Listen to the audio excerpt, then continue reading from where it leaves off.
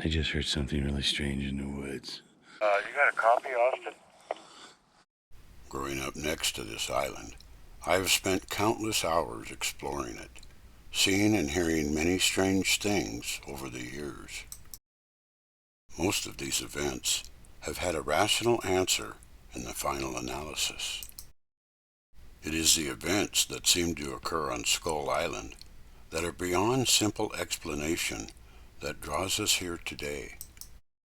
This place was believed to be called Skull Island for generations by the native people of the area. Local legend tells of a Sasquatch protecting an ancient burial ground somewhere on or near this island.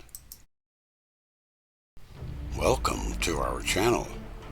We simply cannot wait to share this story with our very special viewers like you.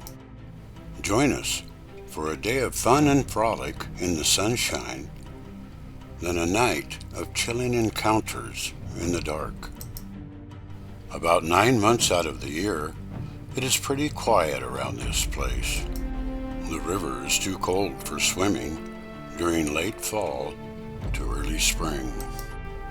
In the springtime, before the beach reveals itself, the fishing and boating is excellent. When the beach starts to show itself in July, almost overnight, our backyard becomes a vacation destination by some and a first-class recreation beach for the local residents. It is a pleasure to introduce some longtime dear friends of ours, Austin and Shelby. Our viewers will get to know this couple better in some future episodes. Austin specializes in archaeology and geology. He spends most of his time working in the wilderness, sometimes weeks at a time. He is also connected with some of the biggest names in the Sasquatch research community. Shelby also spends most of her time at home in the forested mountains. She crafts unique products from the woods. She's also a professional yoga instructor. Shelby is very connected with Earth and the universe around her. It was July 6, 2024. Not too crowded yet. Most of the beach was still underwater. Shelby was first to jump in and cool off. We were all relaxing and staying cool, except Austin, who vanished into the forest on the second island right away, doing some recon for the upcoming night hunt in the woods that evening. Nothing like water. Oh my God. Love it.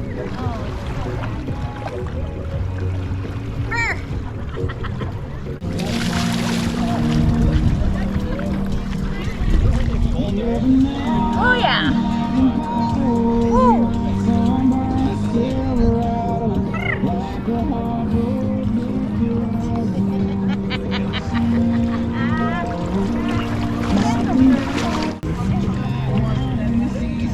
Cool thing about the mango, like if you wanted to smell like mango. Our little Sasquatch team met an amazing couple that day. We are pleased to introduce Robin and Eric. They were excited to learn that we were in the middle of making a Sasquatch film. They had their own Bigfoot story to share with us. You can see how big it is, and there's straw, and it came around the tree, and then ran back out. At least 12 inches between. We're gonna have to go to that site where you guys have seen these prints, and you're gonna have on Bigfoot Road. No less. Yes, they really do live on Bigfoot Road, in a beautiful valley not far from here. It must be destiny that we met these nice people.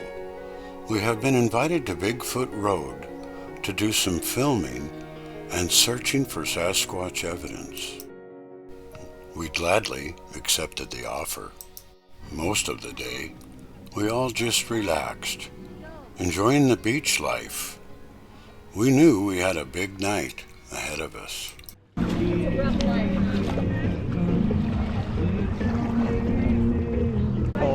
He's getting drunk, and the wind's blowing, and you're freezing. and this is on your magnet, and this is what comes out of the sand. right? This is what makes it so hard to metal detect down here.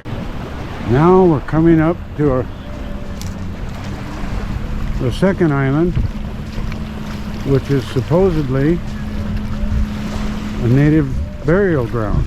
One of the most popular islands on the river for 50 miles. But this is the second section, the wooded side. And this is where we planned an expedition. Yes. Yarrow? Yarrow. Yes, it's Yarrow. Yes. And this is Daisy.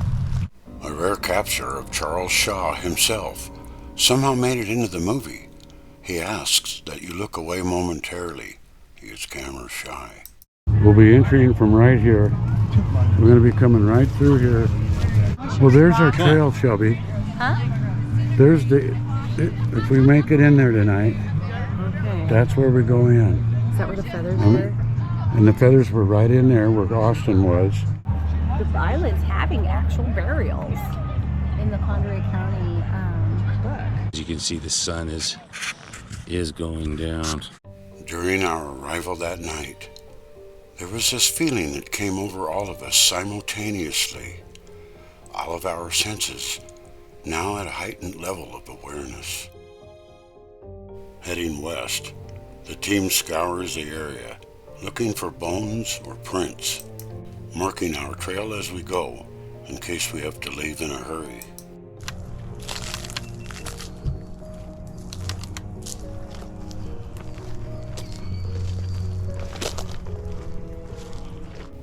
Nancy locates some kind of animal bed. There was no scat or visible fur in the area. Oh, I just want to see that white skull. You know it's here. You know it, I know it. Did you hear that? It's heavy ordnance, and as you can see, as we go deeper into the forest, the artillery and the resistance in the distance, hammering away at the evil foe. Now we're getting into another bone area we thought from last year. We never saw what you are about to see until we played this footage back the next day. I don't know the way out. I I do. don't know which way, that way or which way. Follow me. What was that? Did you hear that? Yeah, over there. Yeah. Watch the middle of the screen. Well, Get out of here. some kind of animal. Oh, some kind of animal? Austin volunteered to walk in a little ways to see what was making the disturbance. I was not aware that Shelby still had his radio, and it was taking him too long to return. All right, girls are right there. You guys all right for a second? I'm gonna check on Austin. Oh, I don't even hear him over there now. Are you there? Whoa, this is deep. Well, I thought I heard something right over there. That's where we thought we heard it. Just a second. Where? Right over there, right? That tree. Let's back out of here. The girls are waiting right there. The girls were still hearing something breaking through the brush somewhere behind us. Wow. You guys heard that again? Yes. Let's see if we can get back on the shoreline. I don't think it's going to happen because there's no shoreline. It's all mud. We looked for a new trail closer to the river for our return trip. While we continued searching the shoreline for a suitable trail, Austin went towards our marked trail, packing a radio this time to see if all was clear. While we were waiting anxiously for a report from Austin, we could still hear something in the woods behind us. You got a copy, Austin? I didn't know you gave it to him. Yeah, I'm back over here where we heard that noise. I'm looking at it again. Uh-oh. Excellent. I'll be quiet here for a minute. You report back what you hear and see. I'm going back over to the spot where we heard the noise, and I gave Shelb a light. But I got the walkie-talkie. You got a copy, Austin? I'm over here by where we heard the noise, and now I'm making my way towards that bat tree where the bats are flying around the tree. 10-4. It sounded like maybe a buck snorting, but I couldn't tell.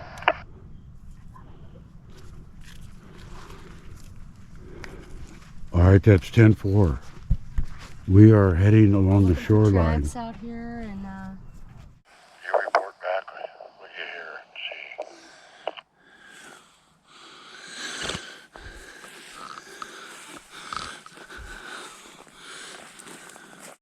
Austin worked his way back to the middle of the island, where we were hoping he would give the all-clear signal so we could get back to our original trail. I just heard something really strange in the woods.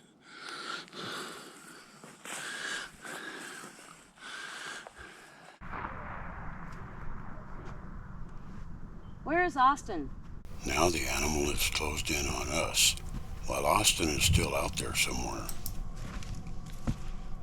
What do you think? Get out! Now, we lose all radio contact with Austin. It is getting fairly dark in the forest. We start searching our back trail for any sign of him. Finally, Austin arrives from the woods. He explained that he had to turn off his radio. The animal got too close for comfort. He had to sit still for a while. Well, I know there was something moving in there, and I don't know what the heck it was. Was it the guardian of the bones, the beast of Skull Island, or could it be a Sasquatch? The Native Americans and fur trappers have always claimed that this animal they refer to as Sasquatch or Skookum really exists. Will we ever really know if this man-beast still roams this island at night? We still had one more surprise coming. It was the 6th of July, but people were still shooting off fireworks, as we heard earlier. But this was an all-out bottle rocket battle. Two teams shooting at each other. They don't have fireworks when we come back from the boat. Expedition unknown. We just put them to shame. Fire! So here we are. Oh, wait a minute. You're right. They're shooting at us. It's the scene from Better. It's the scene from A Bridge Too Far with Robert Redford. I didn't think of that. Hail Mary, full of grace. Hail Mary, full of grace. Hail Mary, full of grace. As it turned out, our vessel was indeed caught in the rocket crossfire. As we approached our house, they were able to call a temporary ceasefire while we were docking our boat. In one of our upcoming episodes, we cross the river and talk Austin into searching a mine shaft with his magnet. We also plan to take a trip to Robin and Eric's place to see where they photographed the large footprints. Join us if you'd like. We'd love to have you along.